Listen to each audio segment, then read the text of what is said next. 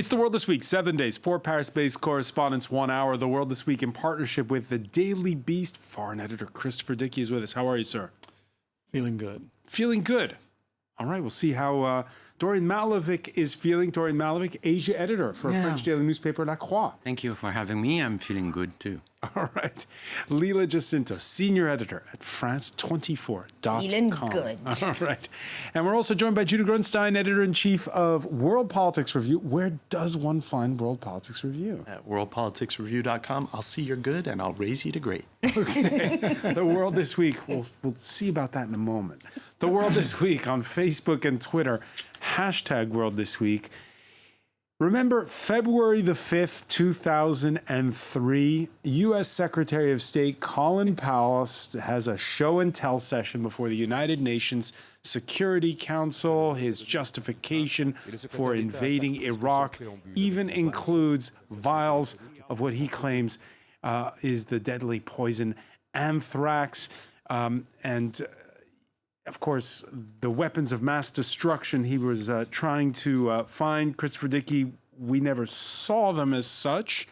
Right there. Now we have this claim by the U.S. president and his Secretary of State that Iran attacked these two tankers off of Oman on Thursday. The Pentagon releasing this video, which we can see here. Black and white video. What do you make of that?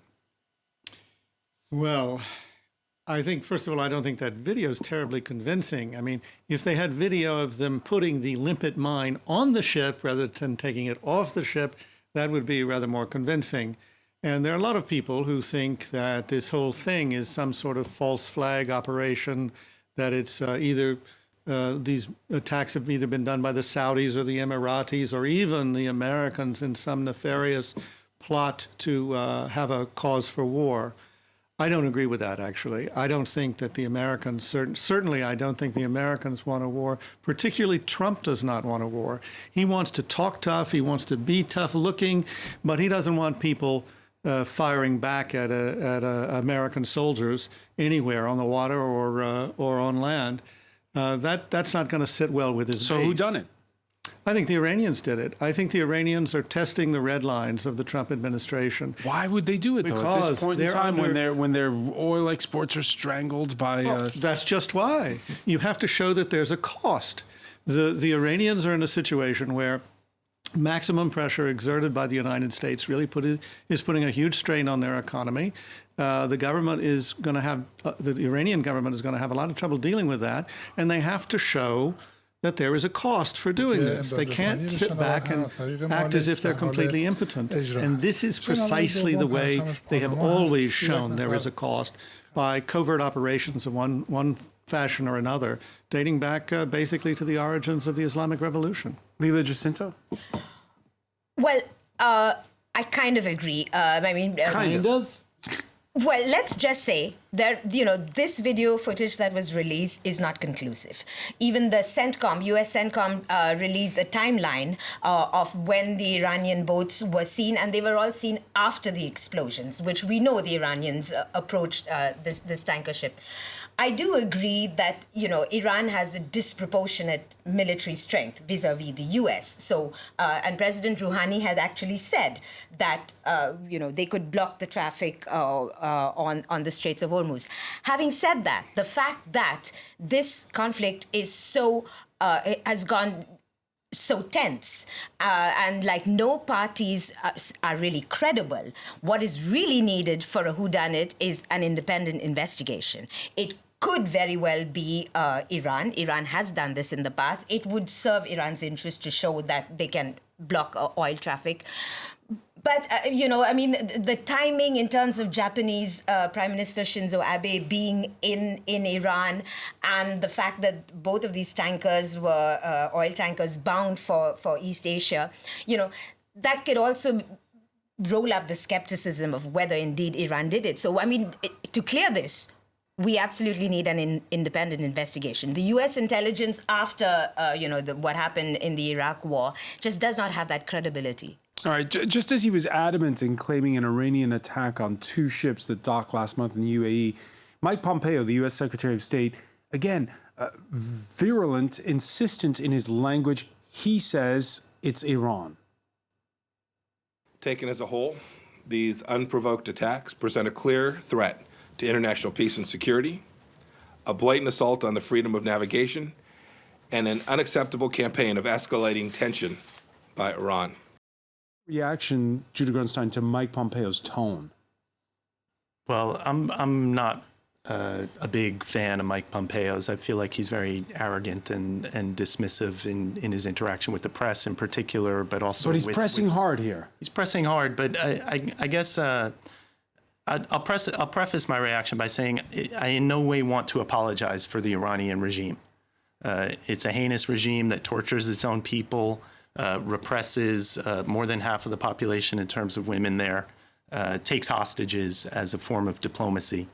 So there's in no way an apology for the Iranian regime. But to say that what Iran is doing right now hasn't been provoked or is unprovoked is a little misleading in the sense that we talk about a potential war between the U.S. and Iran.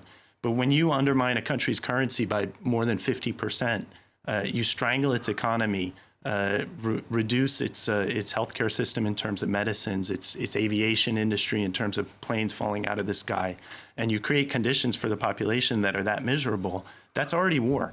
It's economic warfare. But when you're a country like Iran that doesn't have the military assets to contest a war with the U.S., they're going to use asymmetric tactics like this. Now, the thing that I would just add to what Chris said, and I agree, in all likelihood, this is either Iranian policy entrepreneurs in the Revolutionary Guards. Maybe the chain of command doesn't go all the way up to the top, or maybe it is explicitly endorsed. Either way, the explosions were above the water level a month or so ago, and this time as well. It's deniable. It's also very limited.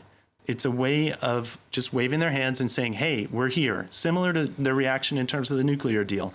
They ramped up enrichment of uranium, but not to a level where they're actually going to not be complicit with the deal anytime soon.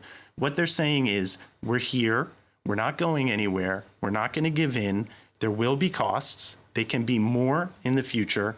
And for now, we still haven't really explicitly done anything to rule out some form of diplomacy. So at this point, the biggest thing they have going for them is the fact that Trump is very, very opposed to another war in the Middle East. The worst thing they have going for them is that Trump is just a completely untrustworthy negotiator, as the Supreme Leader Khamenei said. It's hard when you're in the position of thinking the Supreme Leader of the Islamic Republic is more right than the U.S. Secretary of State. But objectively speaking, that's really what it comes down to. If you're looking for diplomacy, who do you negotiate with in the United States government at this point? Yeah, because the week began with not a spike in tension, but it seemed like receding tension. Lila Jacinto was alluding to it earlier. Shinzo Abe becoming Japan's first prime minister since 1978, before the revolution, to visit Tehran, and appearing to play envoy for Donald Trump, who had just been on a state visit to Tokyo. Of course, that's not the U.S. president's way of telling it on Twitter. He says, well, I very much appreciate PM Abe going to Iran. I personally feel it is too soon to even think about making a deal. They're not ready, and neither are we! Exclamation point. Dori Malvik, what did you think when you saw Shinzo Abe going to Tehran? That's very strange to ask. I mean, the people say the Abe Shinzo was on a mission, by Trump. And he's saying the contrary now, but it's very strange, even though now the Japanese, they don't need that much oil from this region. I checked on the Iranian oil or of the region. Only 5% of Japanese oil now come from the region. Now they have less consumption on oil, but it's very strange to see the Japanese over there. Maybe it was about to give him some face as a very important person in the Middle East, but I think it was quite useless. And what happened to the tanker? I read later today that the owner of the ship, the Japanese guy, said, it didn't come from the sea. It was not a mine or something. It was coming from up from the sky. Yeah. So we have to wait a little bit, as you said. I mean, we are speculating. Okay, we can imagine all the scenario possible. Like other countries. drone or- Who are the winners? The question is, who are the Right. winners? I mean, the orcs in Washington and the orcs in Iran, but they are not the only players. I mean, in the game, you know. So you have other people. If you take a longer view, Christopher Dickey, and Judah was mentioning the erratic bargaining out of Washington, and the fact that we've had this sort of up and down week when it comes to U.S.-Iran relations, is that the real risk, that it's just too unpredictable and we don't know what's going to happen?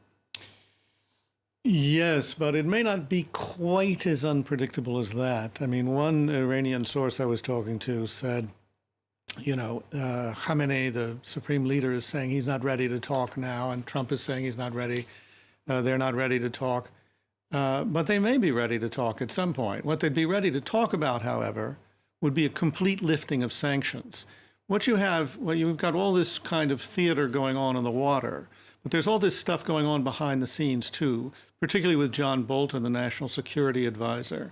The way sanctions work against Iran is that they are in place, but then the administrations traditionally, certainly Obama did, and even for a while Trump did, would waive the sanctions, allowing Iran to trade. Now we have a situation where Bolton is trying to shorten the span of each waiver. So he's going to be jerking Iran around every, I think, 60 days, something like that. And when he does that, there's no way that even if there was the potential to have the sanctions lifted, they could have a coherent business environment to work in. So what they want is an end to the sanctions, period. If they can talk about that, I think they'll come to the table. I think I'm not so sure of that. Iran has always actually proved willing to negotiate, and the US has always proved to be an unreliable negotiating partner.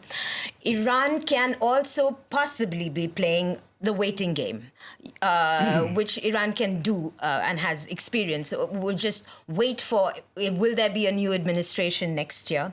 I think it'll be kind of hard for them to publicly show a backing down.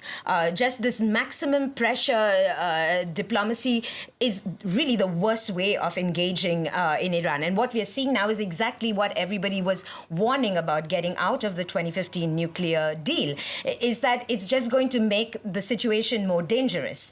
So it's both sides now. They have to play to their domestic audiences. And let's be clear, Trump started this, huh? Sure.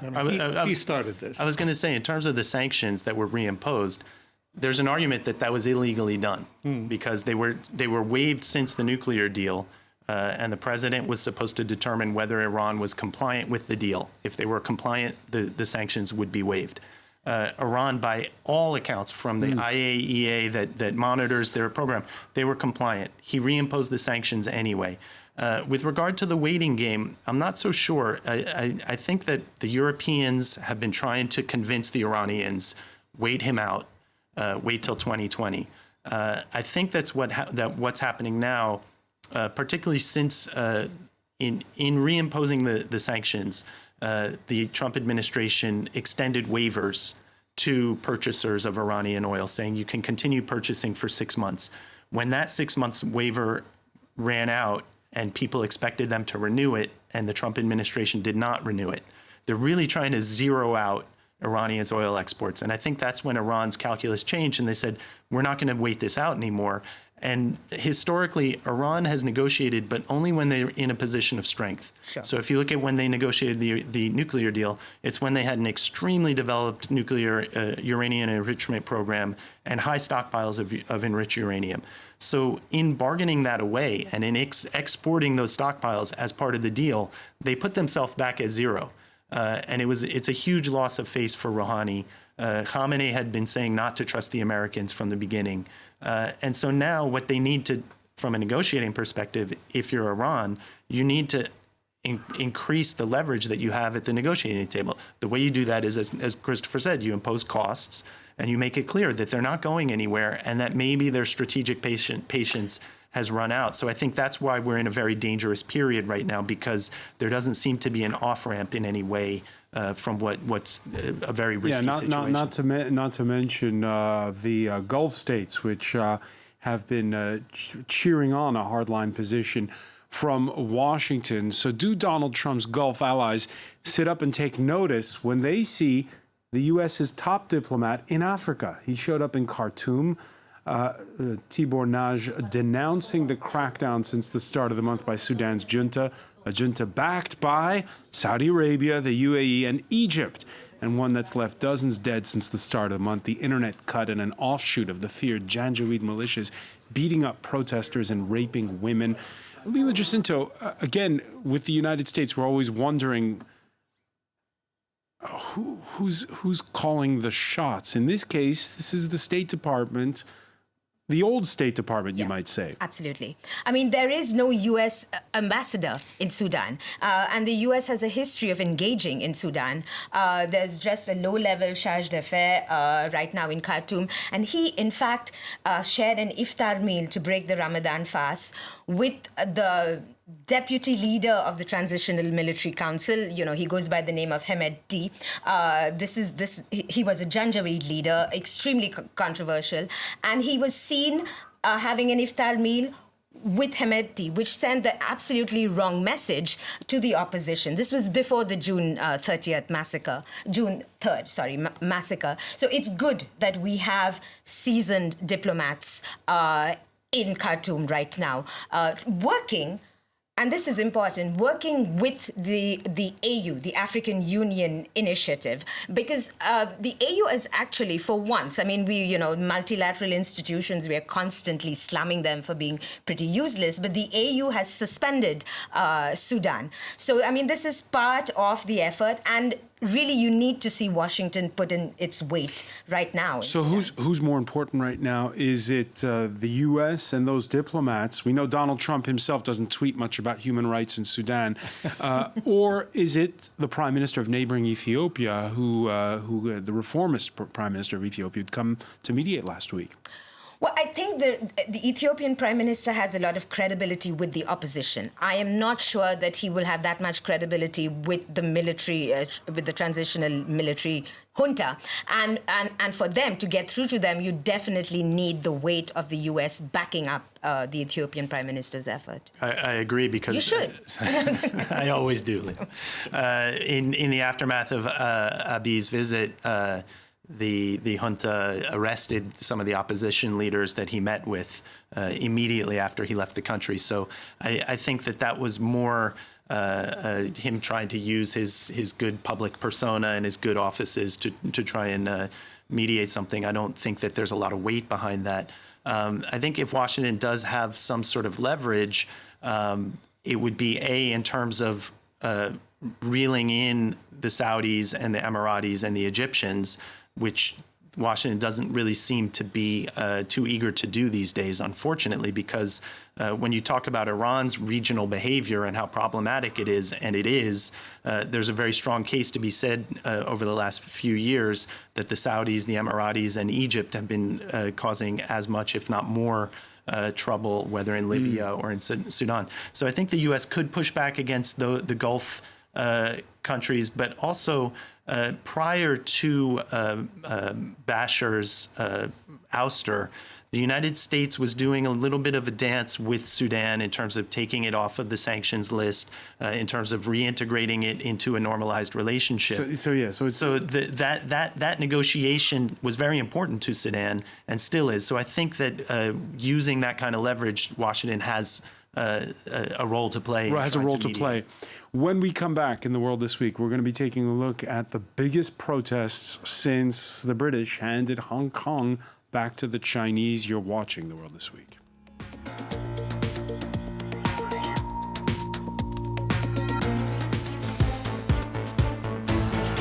Welcome back, or welcome if you're just joining us. It's The World This Week. The World This Week in partnership with the Daily Beast. Daily Beast foreign editor Christopher Dickey is with us, as is Dorian Malovic, Asia editor for French daily newspaper La Croix.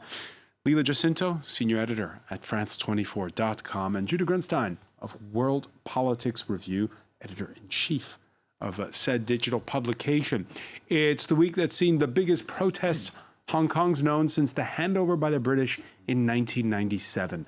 This Friday, mothers rallying to support a younger generation, they say, one that can't be nostalgic over colonial rules since most of the youngsters we're talking about weren't even born then.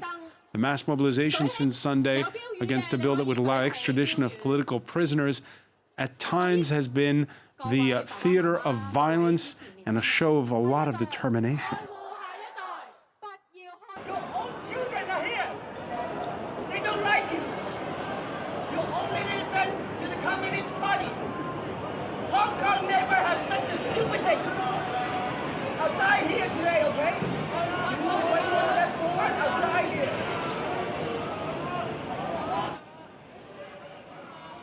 唔識掟嘅就唔可以扮掟啦，最緊要有嘅揾翻啲。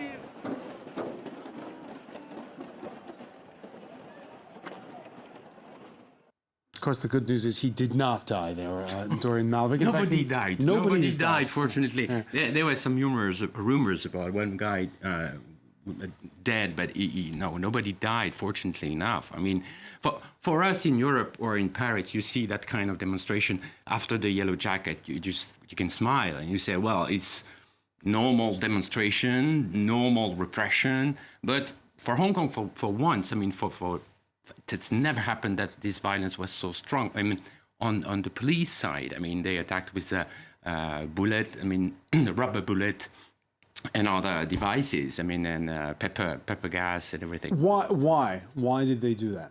I mean, that was on the demonstration on Tuesday, right? It was not on last Sunday, right? Because last Sunday, 1 million people outside. 1 million, that would be the equivalent of 9 million people here in France turning up for a demonstration. Yes, it's huge. It's huge. It is really the people now seem last Sunday to be much united and less divided than before. Because this law, actually, we have to repeat that, it concerns everybody, not only the Hong Kong people, but you and me. I mean, we are talking about China, we are talking about Hong Kong.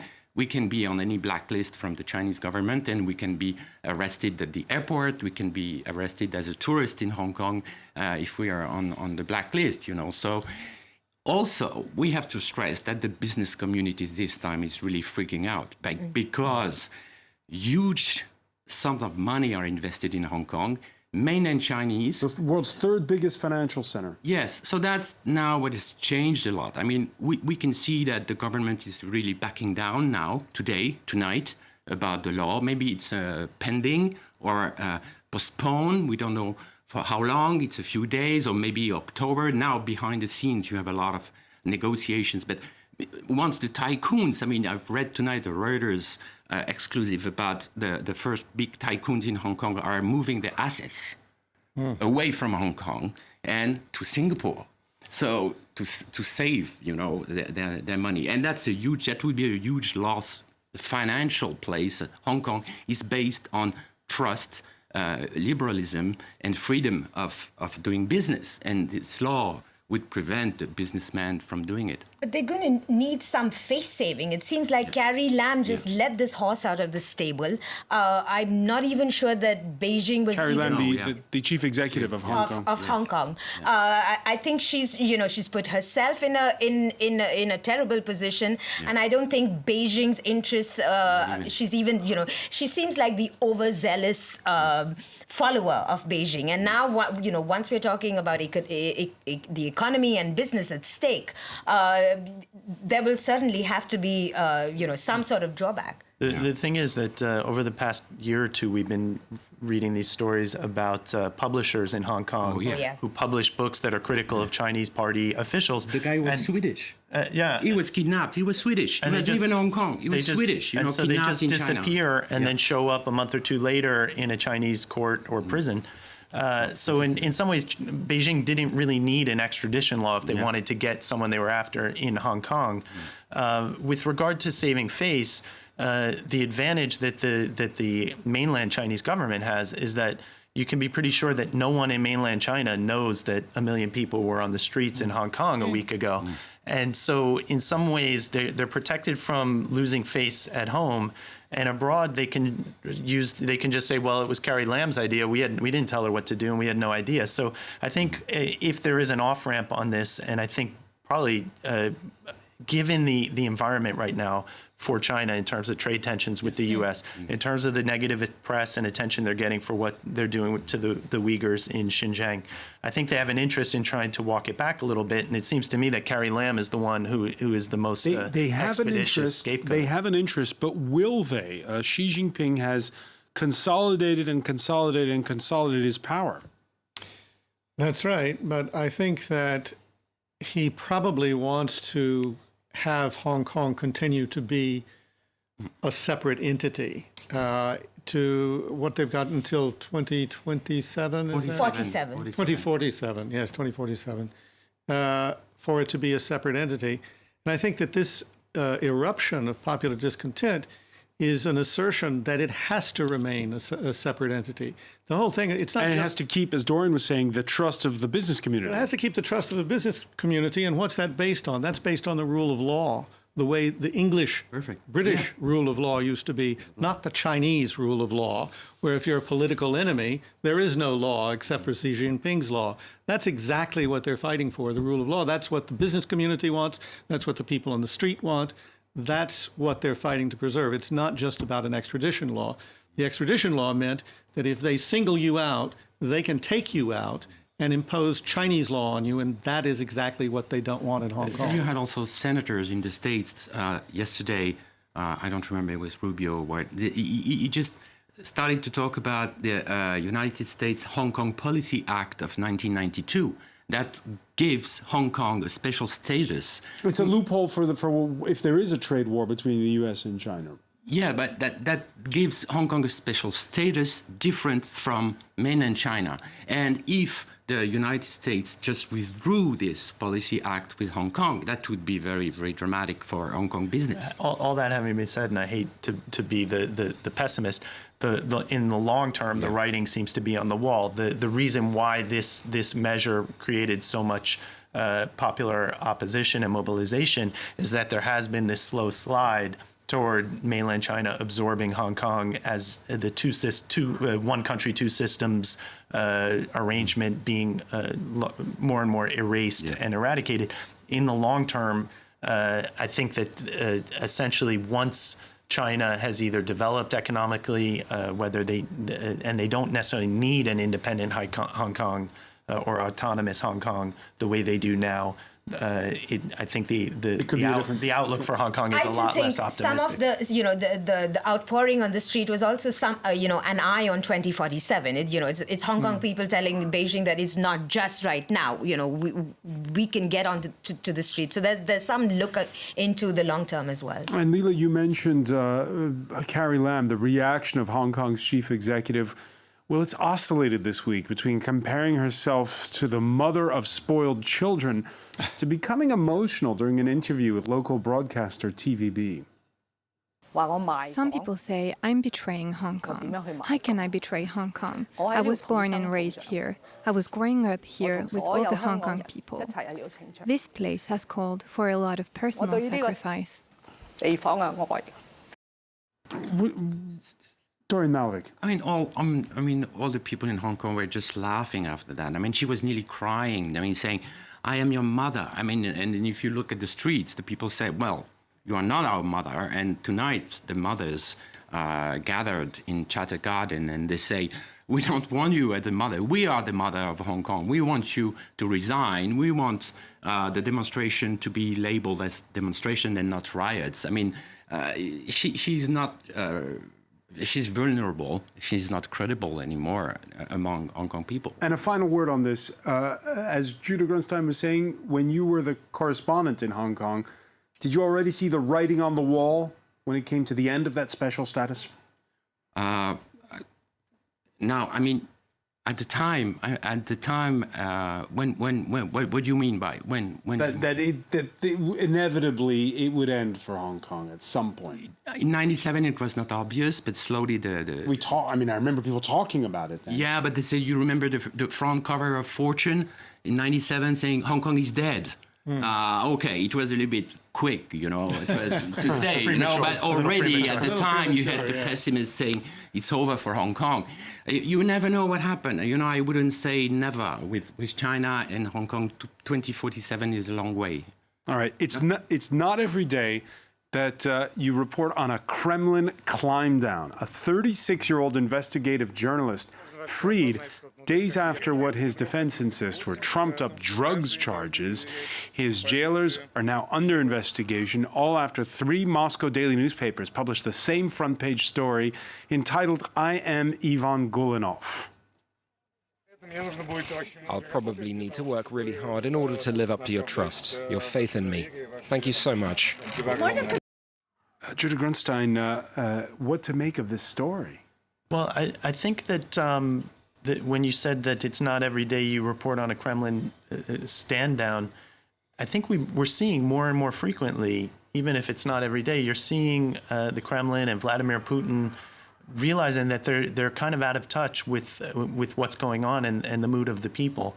And you've seen it in the provinces, for instance, where a local official has implemented some measure that creates a lot of opposition, and Putin flies out and says, we're reversing it. So for now, I think that this story to me shows what Mark Galeotti, who we interviewed this week at WPR, calls the adhocracy of the Kremlin and of Vladimir Putin's system, where we have this image of Putin being this master strategist who's in charge of everything. He's the one who signs off in the end, but there's a lot of entrepreneurs up and down the chain of command, and not everything gets up to his level. So on this one, it could have been some low-level officials who had an axe to grind or something, something that they wanted out of Golunov, and they did this. And when you see the reaction, all of a sudden, then it gets up to Putin's level, and he says, what were you thinking? Release him and fire these guys. And I think that more and more, this is how Russia is operating these days. There's no real system in terms of policy. It's just everyone kind of freelancing and then trying to get the boss to sign off. And if the boss hasn't signed off, hoping it works out for the best. I'm not sure it's as systemic as that. I think in the Golunov case, first of all, what was he investigating? He was investigating police corruption. So the police themselves had an axe to grind against him. Then they managed to arrest him and cause this huge furor just as Putin was meeting Xi Jinping at the St. Petersburg Economic Forum. So they stole, these cops doing this, stole all the headlines from Putin. So of course Putin's irritated. I've never seen any reporting that indicates that Putin, or for that matter, the Kremlin, was directly involved in ordering Golunov's arrest. So I think it may be an exaggeration to say that the Kremlin or Putin is climbing down on this. There were some police who embarrassed Putin by taking measures into their own hand because they were being investigated.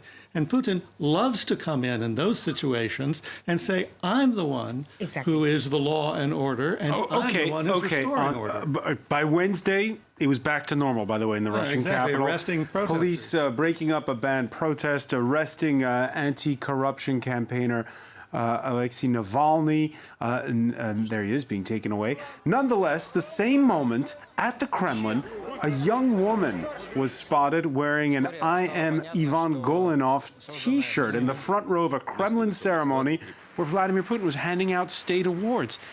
That's not part of the script. Well, it may not be part of the script, but it's also not a direct affront to Putin, because Putin was not responsible for Golunov's arrest. It's not, I think, not to go easy on Putin, but I just don't think there's any established. Let me just say one thing. I agree entirely, and especially with this idea that Putin ends up stealing the thunder and reaping the benefit of being the person who flies in to the rescue and rights this injustice that has been committed without him knowing. So I don't think it's incompatible or contradictory. Right, me too. I don't think it's a game changer, because inside Russia, yes, outside we think Putin is responsible for everything, but inside Russia it always stops just before Putin. We're the ones. So I don't really think it's that different Well, I can't tell you how many times Russian correspondents for the independent media have said to me, you give Putin far too much credit.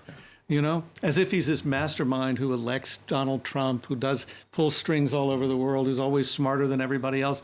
And the Russian correspondents are like, he's not so smart, he's not so good.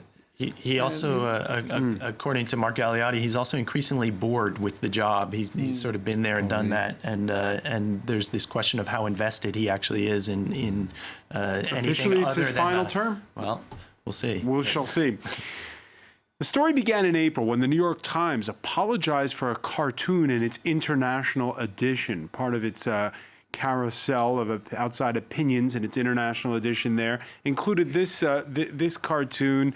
The paper deemed it this caricature of Trump wearing a yarmulke and Benjamin Netanyahu with a Star of David collar, anti-Semitic. Now the Times has gone one further, ending all political cartoons. Dorian Malevich, your reaction to that?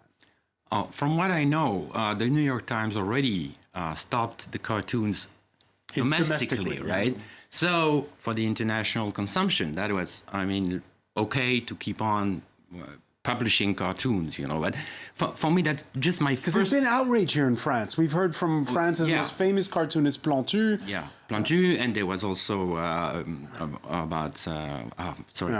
few years ago where there was the bombs at the Charlie Hebdo, and we had this discussion, and Plantu is still in the Monde, and for us, it's a tradition.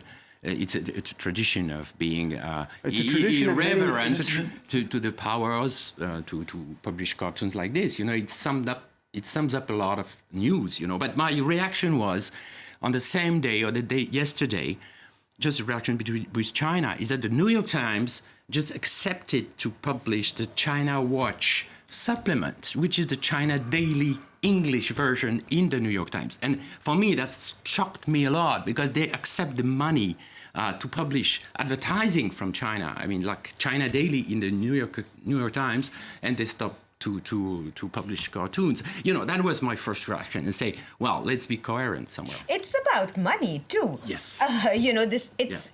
It is tasteful. It is tasteless. Sorry. But that's what cartooning is, as the French understand that well. But in the end, it's a lot about money. We pull back all cartooning, and that's what's happening in the news business. Actually, a lot of cartoonists and a lot of U.S. papers have faced the chop because of cutbacks. Sure, this one, and there was another one actually even more recently, and these were actually, from what I understand, from a syndicated cartoon shop that the international New York Times, for me, it was all downhill after they changed the name from the Herald Tribune. But at any rate, there are two full-time, or rather two employed cartoonists. One is, I think, Patrick Chapat, and the other's name escapes me at the moment. But for me, I think of them because oftentimes they have political cartoons that with one image and maybe 2 or 3 words sum something up that this is Chapat right here. And this was after the Charlie Hebdo. But from week to week... Actually, this is this week. This is in reaction to that to the end of that ban. Are you sure that it didn't come out? No. This is this week. In fact, Charlie Hebdo shooting Chapat has also penned a column. We can listen to him. He's been, as Judah was saying, a familiar fixture in the international edition of the Times, and before that, the Herald Tribune. He sees the cartoon as tasteless, like Leela, but he sees a problem here. He sees a wider danger for the press. There was a great outcry around the cartoon when it was published a month ago, and that worsened when it went viral on social media. Social media isn't the right place to hold a debate. It's the place for angry crowds, the place for stonings to take place. Newsrooms, newspapers are the ones working on news. They're supposed to analyze and explain it with some distance. But they're very bad at it when it comes to their own world. When they're attacked with that vitriol on social media, they don't know how to react anymore. Do you agree with Patrick Chapat, Christopher Dickey? Yeah, I do. I think that a lot of media have become far too sensitive to social media outrage, and I think this is a perfect example. I think that cartoon, the Netanyahu and the Trump cartoon, was really genuinely tasteless, and whoever was the editor who put that in used very bad judgment, and it might be warranted to do something about that editor, but To then say we're just going to get rid of all cartoons strikes me not only as overkill, but as also very bad judgment. It shows, in fact, that they don't trust their own editorial judgment, because if they trusted their judgment, they could say, oh, well, we can actually prevent anti-Semitic or racist cartoons from being published. But to say, well, the answer is to not publish any cartoon shows a lack of confidence to me. And again, just one more thing. There is a value to this ability to sum things up so concisely with humor. We all spend all week, every day, all week, analyzing, trying to convey and inform and explain. And there are times where I run across a cartoon by Chapat, and I'm like, that's brilliant. 3 words, he summed it all up with 3 words in an image. A picture tells 1,000 words. Judah Grunstein, I want to thank you. I want to thank Dorian Malovic, Leela Jacinto, Christopher Dickey. Stay with us. Media Watch is next.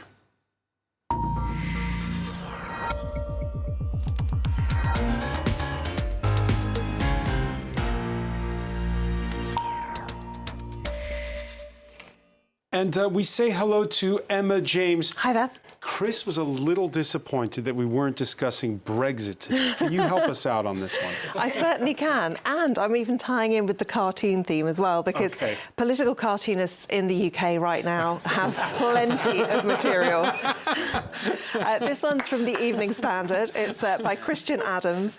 And these are the 6 people still in the leadership race for the Conservative Party. They will be the next British Prime Minister, painted here in all their glory. Boris Johnson, of course, is Buzz Lightyear. Michael Gove is Mr. Potato Head. I think that's Rory Stewart on the left there as the donkey. And Dominic Raab looking rather sinister as the big sort of whatever that is, dinosaur thing. So it is a great way to poke fun at what are serious issues. And I mean, there's plenty to laugh about when it comes to the Tory leadership race too, it has to be said. This one is from Peter Brooks in The Times, The Magnificent Seven. Of course, we are now down to 6, but this was before one of them dropped out. God knows where they're leading us. They don't. And you'll notice they're all facing the wrong direction and pointing guns at one another. And Michael Gove, no doubt a nod to his admission of cocaine use, has his gun pointing up his nose. So, yes. Who's the one who doesn't even have a gun all the way to the end? Oh, that's Rory Stewart. That's Rory Stewart. Okay. He's too nice to have a gun, you see.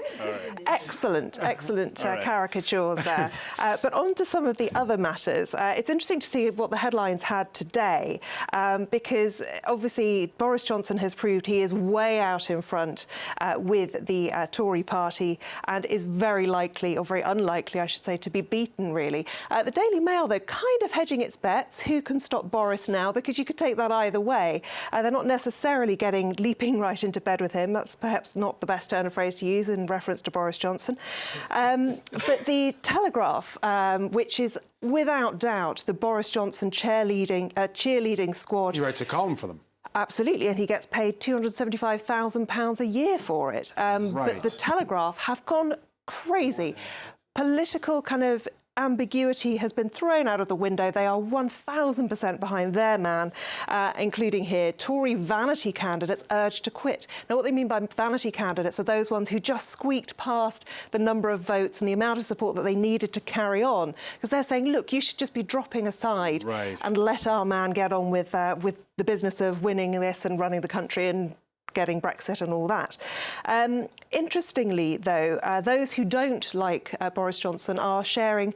There are many things doing the rounds, but this is a quote from Max Hastings, who, as a former newspaper editor, former boss of Boris Johnson, knows him well. And this is a quote that lots of people are saying basically sums up Boris Johnson.